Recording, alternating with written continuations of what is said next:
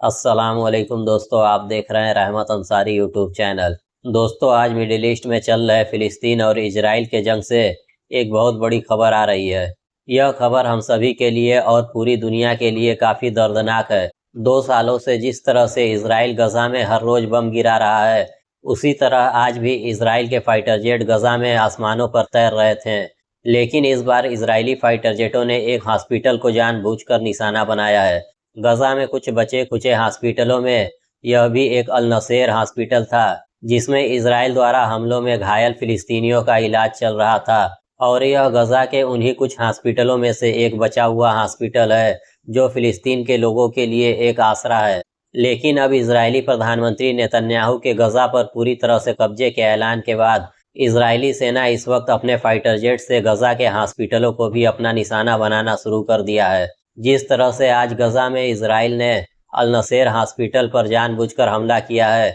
वह भी एक बार नहीं दो बार। पहली बार में तो इजरायली फाइटर जेट ने अल नसेर हॉस्पिटल के चौथे मंजिले पर बम गिराकर चला गया, जिससे उस समय चौथे फ्लोर पर मौजूद फिलिस्तीनियों की मौत हो गई। लेकिन अल नसेर हॉस्पिटल के डॉक्टरों और इंचार्ज ने सोचा कि अब इजराइल हमला नहीं करेगा, और वह अभी चौथे मंजिले से मारे गए लोगों को निकाल ही रहे थे। लेकिन लग रहा था कि इजरायली फाइटर जेट का अल नसेर हॉस्पिटल पर किए गए एक हमले से दिल नहीं भरा था, और वही फाइटर जेट फिर आगे जाकर वापस मुड़कर आता है और वहां पर मौजूद मीडिया वाले इस चीज को लाइव कवर कर रहे थे और इसकी रिपोर्टिंग दे रहे थे। उसी वक्त फिर इजरायली फाइटर जेट अल नसेर हॉस्पिटल के इस बार दूसरे फ्लोर पर अटैक कर देता है, जिससे उस वक्त पहले हमले की कवरेज कर रहे पत्रकार जो वहां पर मौजूद थे और लाइव इस हमले को कवरेज कर रहे थे, उसी वक्त इजराइल के तरफ से पलटकर दोबारा हमला किए जाने के बाद वहां पर मौजूद 4 पत्रकार और 20 लोग इजराइल के दूसरे हमले में मारे गए। इजराइल ने अपने इस दूसरे हमले में जानबूझकर मीडिया वालों को निशाना बनाया था, क्योंकि इस वक्त इजरायली रक्षा मंत्रालय ने गजा में मौजूद सभी लोगों को निशाना बनाने का आदेश दे दिया है, चाहे वह गजा में काम कर रहे पत्रकार हो या मानवाधिकार संगठन के लोग, या फिर गजा में फिलिस्तीनियों की मदद कर रही कोई संस्था हो, चाहे वह इंटरनेशनल हो या नेशनल, जिसमें यूनाइटेड नेशन, यूनिसेफ और दुनिया की बहुत बड़ी बड़ी संस्था इस वक्त गजा में मौजूद हैं। लेकिन इजरायली प्रधानमंत्री नेतन्याहू और इजराइल के रक्षा मंत्रालय ने इजरायली सेना को इस वक्त खुली छूट दे दिया है कि वह अब गजा में किसी को भी निशाना बना सकते हैं, चाहे वह कोई इंटरनेशनल संस्था के लोग हों, चाहे पत्रकार हों, या फिर कोई हॉस्पिटल्स या डॉक्टर्स वगैरह जो भी हों। सभी लोगों को इजरायली सरकार ने अपनी सेना को मारने का आदेश दे दिया है, जिसके बाद अब इजराइल की निर्दयी सेना गजा में अपने सारे हदों को पार कर रही है और इस कदर गजा में हमले कर रही है, इसका कोई अंदाजा नहीं है।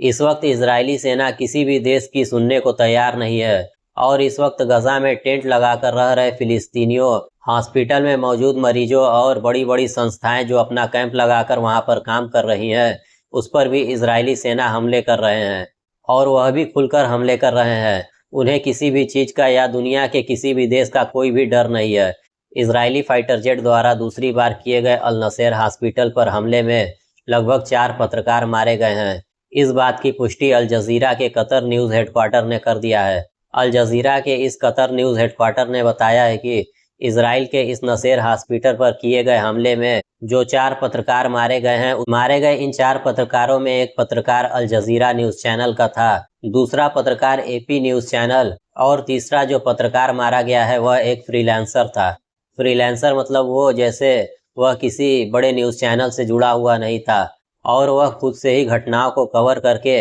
अपने सोशल मीडिया से शेयर करता था। बताया जा रहा है कि वह तीसरा फ्रीलांसर पत्रकार भी काफी जाना माना और काफी ज्यादा फैन फॉलोइंग रखने वाला पत्रकार था। वहीं अभी इस हमले में मारे गए चौथे पत्रकार का शिनाख्त नहीं हो सका है, और अभी भी अल नसेर हॉस्पिटल के बिल्डिंग से वहां पर मौजूद लोग मलबे से मारे गए लोगों को निकाल रहे हैं। अल जजीरा न्यूज चैनल ने बताया है कि इजराइल के इस हमले में 4 पत्रकारों के अलावा उस वक्त हॉस्पिटल में मौजूद अन्य 20 लोग भी मारे गए हैं। वहीं अभी इस हमले में मरने वालों की तादाद काफी बढ़ सकता है, क्योंकि अभी भी अल नसेर हॉस्पिटल के मलबों से लाशों को निकाला जा रहा है। हो सकता है कि इस हमले में मारे जाने वाले लोगों में अल नसेर हॉस्पिटल के डॉक्टर भी हों, क्योंकि इस हॉस्पिटल में अच्छे खासे तादाद में डॉक्टर्स भी मौजूद थे, और यह हॉस्पिटल गजा में 2-4 बचे हुए हॉस्पिटलों में से एक था। बाकी और सभी हॉस्पिटलों को इसराइल गजा में 2 साल से किए जा रहे अपने हमले में पूरी तरह से तबाह कर चुका है। वहीं अभी नेट 10 या 11 दिन पहले भी इजरायली सेना ने गजा के सबसे मशहूर हॉस्पिटल, जो कि अल शिफा हॉस्पिटल, जिसका नाम आपने सुना होगा, यह गजा का सबसे मशहूर हॉस्पिटल था और इस हॉस्पिटल में काफ़ी तादाद में गजा के घायल लोगों का इलाज चल रहा था, जिस पर इजरायली सेना ने 10 या 11 दिन पहले भीषण हमला कर दिया था। वहीं उस वक्त गजा के अल शिफा हॉस्पिटल पर हुए इस हमले के बारे में भी मैंने आप सबको यह खबर बताया था और आप में से जो देखा होगा उसे याद भी होगा। जिस तरह से आज इजरायली फाइटर जेट ने अल नसेर हॉस्पिटल को अपना निशाना बनाया है, सेम उसी तरह 10 या 11 दिन पहले इजरायली फाइटर जेट द्वारा अल शिफा हॉस्पिटल पर किए गए हमले में 5 अल जजीरा के पत्रकार मारे गए थे। उस वक्त अल शिफा हॉस्पिटल पर किए गए इस हमले और एक ही जगह 5 पत्रकारों के मारे जाने की खबर के बाद पूरी दुनिया में हलचल मच गया था, जिसके बाद कई इंटरनेशनल संस्था, इंटरनेशनल पत्रकार संस्थाएं और कई बड़ी बड़ी इंटरनेशनल संस्थाओं ने इजराइल पर सीधा सवाल उठाया था कि इजराइल जिस तरह से गजा में हॉस्पिटलों और पत्रकारों को निशाना बना रहा है, उसे पूरी दुनिया के सामने इस बात पर सफाई देना होगा या फिर अपने जुर्म को कबूल करना पड़ेगा। लेकिन इजराइल के तरफ से गोलमोल जवाब और सभी इंटरनेशनल संस्थाओं के खामोश हो जाने के बाद इस मामले को भी ठंडे बस्ते में डाल दिया गया था।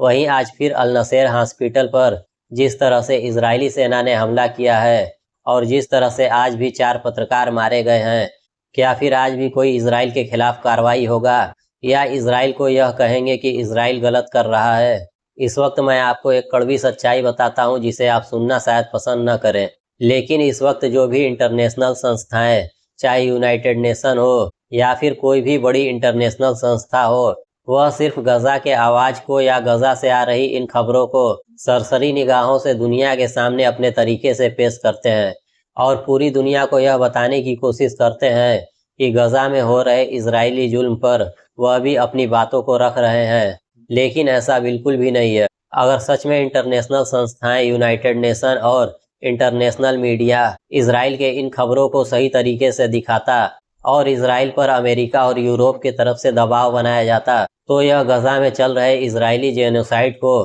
कब का खत्म किया जा चुका होता। लेकिन आपको सच बताया जाए तो इजराइल के गजा में इस जेनोसाइड में अमेरिका, यूरोप और यह इंटरनेशनल संस्थाएं पूरी तरह से शामिल हैं और ये सभी इजराइल को अंदर ही अंदर मदद पहुंचा रहे हैं कि इजराइल ज़्यादा से ज़्यादा गजा में लोगों को मार सके। इस वक्त यूरोपीय देश जर्मनी, ब्रिटेन, फ्रांस या फिर अमेरिका ही क्यों न हो, यह पूरी दुनिया के सामने यह जरूर कह रहे हैं कि वह इजराइल को हथियार देना पूरी तरह से बंद कर चुके हैं। लेकिन अनऑफिशियली तौर पर और पूरी दुनिया से छिपाकर अमेरिका, जर्मनी, ब्रिटेन, फ्रांस यह इजराइल को हर हफ्ते भारी मात्रा में हथियार भेज रहे हैं, जिससे इजराइल पूरे गजा में और मिडिल ईस्ट के आसपास के देशों में तबाही मचा सके और लोगों को कत्ल कर सके। लेकिन वहीं इन देशों की पब्लिक पूरी तरह से फिलिस्तीन के सपोर्ट में है और वह अपने देश की सरकारों से इजराइल को हथियार दिए जाने का बार बार विरोध भी कर रहे हैं। लेकिन अब इन देशों की तरफ से इजराइल को छिपाकर हथियार दिए जा रहे हैं,